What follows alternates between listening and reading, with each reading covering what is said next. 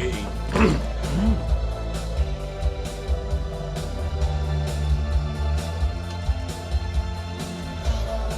don't have this one on vinyl, but we're listening to Ladytron. I love Ladytron.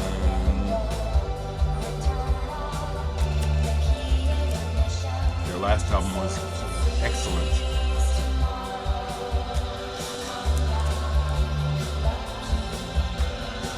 Hey folks, it's Thursday, and just first off, thank you, just thank you, I'll riff a little bit on some of the comments. Someone had, can't remember the name already, but he messaged me and asked me about my record making and whether or not I'd been in contact ever with major labels. I have, and got turned down by several. I still have the rejection letters in my files, Geffen Records, 4AD, I think I have one from Warner Brothers. Even back when I was in the early 2000s, when I was trying to get distribution for some of my stuff I was making then, I have rejection letters from distributors like, who am I thinking of? Randy, my friend Randy had recommended them to me, thinking for sure that they would take me, and they didn't. I'm now at the point, as I said in my message back to this fella, I'm not interested in the major labels anymore. I want them to leave me alone, actually. I want nothing to do with the major label. I'll say it publicly, yeah. The major labels are vipers, dens of iniquity, everything else you want to say, let me put it like this: if a label like, well, an independent label I would talk to, a big label like ECM or Brian Eno's Opal, I would talk to them. But like an Interscope, fuck no way. Oh no way. Oh God, the mainstream of the music industry is polluted. It's just my opinion. Want nothing to do with those motherfuckers. Happy Valentine's Day. Really glad to see that folks are doing shoegaze. Stevie Jew, I'm so glad that you got involved, because I know that your collection has many gems, as you showed in your first part. I'm hoping that Secret Flowers continues. Anthony, is that you? Infinite Groove? I cannot tell, Anthony. We've talked. That don't seem like Infinite Groove to me. I think it's somebody else. But anyway, Stevie Jew showed some vinyl that I haven't seen it since those records came out, and that's why I don't have them, because I didn't buy them like a jackass. He showed some Bark Psychosis though, and I have this on CD, Scum. Great band. And then they have this album called Hex, which I just went ahead and cheated and made my own copy of, which I know is generally not cool, but I don't do it that often. But Bark Psychosis is excellent. Very excellent. Just thought I'd show a couple of things, because this last day has been all about Sonospheres 2, waiting for the test pressing and that whole process, and yesterday was excruciating, and that's just the nature of emotions when you really want something bad. And I know better, but I just was in such anticipation that I could not stop wanting, and as a result, the day was torture. Looking all day, and the record didn't arrive until like almost 6 o'clock in the evening. It's what I get for not detaching. I'm human. Sometimes I can do it. Yesterday, I just failed. I was a wreck. Well, I'll show a few more records, and then I'll share what's going on with me. I do know that some of you folks don't mind me telling you about what I'm doing, but I wanted to ask as well as show. Here's a band that I just kind of picked up on. They're not great, but they're not bad, and I associate them with the shoegaze period, although not shoegaze. The Bardos. Let's see, what's the name of this? Cruelty Blonde. Who else has some Bardos? I think I picked up on them because of the label Cherry. There's another good band, a couple good bands on this label. And then I have this one, Shallow. I like this one the better of the two. Shallow by Bardot's. I'm wondering in particular if Secret Flowers, you or Stevie Jew, do you guys have this band?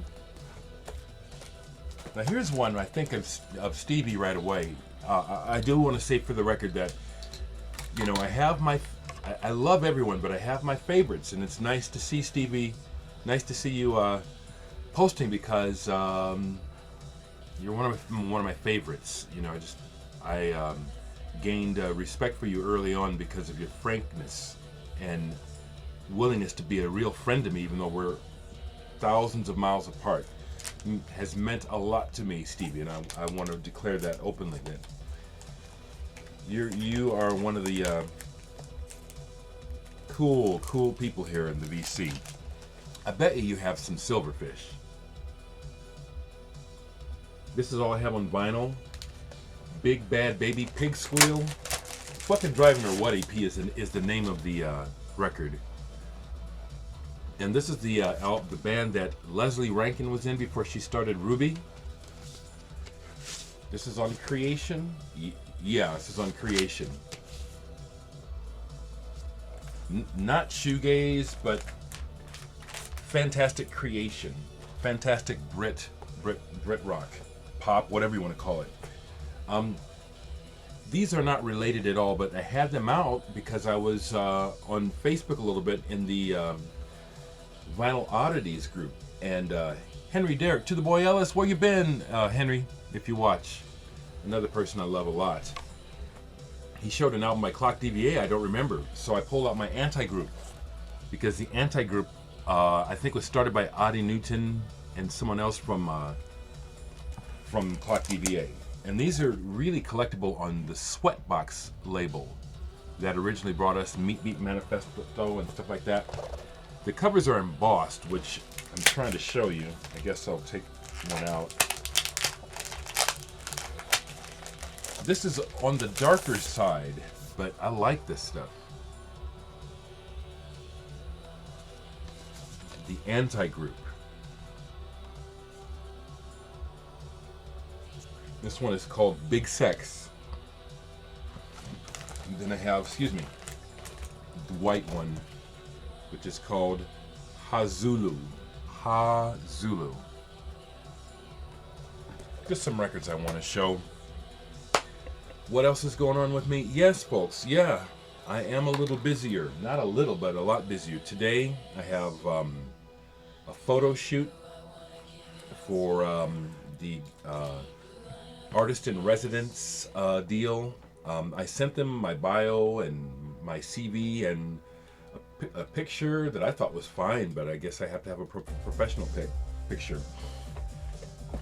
You know, the other night when I did the talk, I'm just going to ramble a little bit. When I did the talk with Tim Guthrie up at UNO, the presenter, when he spoke about me, he called me a diamond in the rough.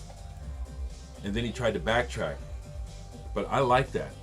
And I know what he means, or I think I know what he means. I am a diamond in the rough. I refuse to be groomed. You know what I'm saying? I'm just going to be me. I just don't have any intention of changing how I talk and act just because somebody has some money for me. Because that's what it's about. People buy you. Fuck that. Fuck that shit. So I have that going on today. I got records to mail. I've received more orders. A reminder, folks, that when you order Sonospheres 2, in the message box, would you specify what color you want, green or red, please? I'll keep trying to contact people for their preference, if you don't put it right away, just to give you that, you know, choice. What else? That. There's something else today. Oh, in Dreama, mixture of things. I have, this is my last copy of In Dreama. Me, the manufacturer that made this album, my label. yeah, I'm talking all proud and stuff. I am. I'm gonna wave my own flag. This is my last copy for sale. My very last copy of Dreama for sale. It's in the stores, supposedly indie stores. I mean, or through Team Love, but this is the last copy that you could buy from me. Okay, so just letting you know.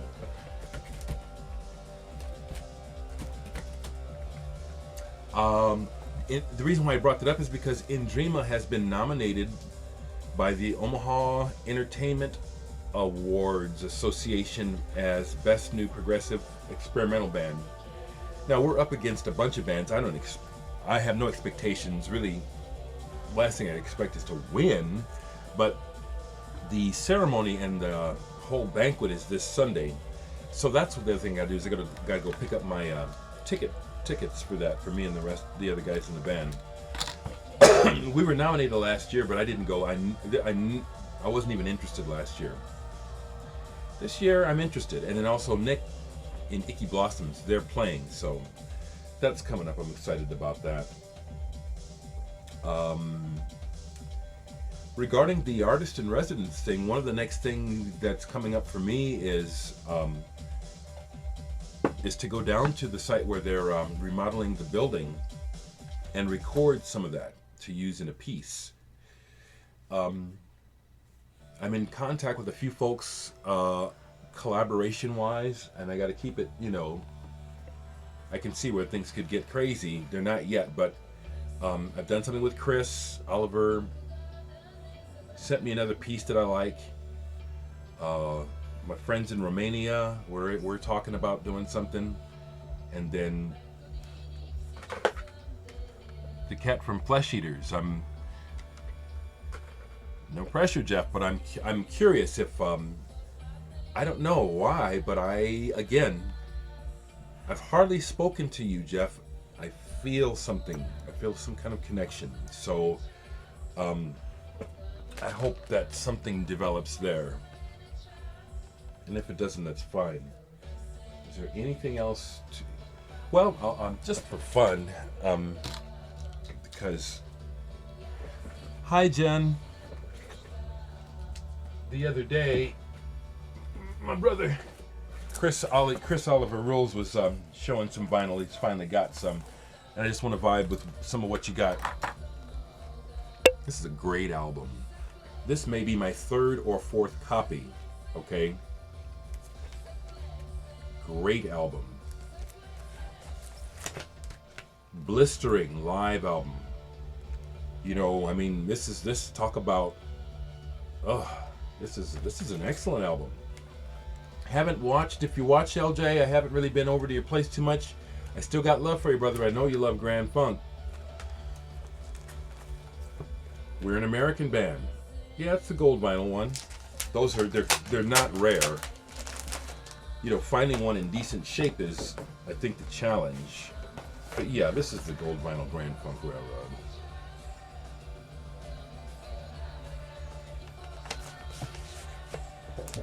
I used to have the red album. Well, actually, it was my brother's version of the red album. He played it white, and then Survival. Okay. All right. So, trying to make sure there's something I'm not forgetting to mention. Seems like there always is. So there's always something to say. I'll say Happy Valentine's Day for those that celebrate. This day has no meaning for me in that sense. Have a good one.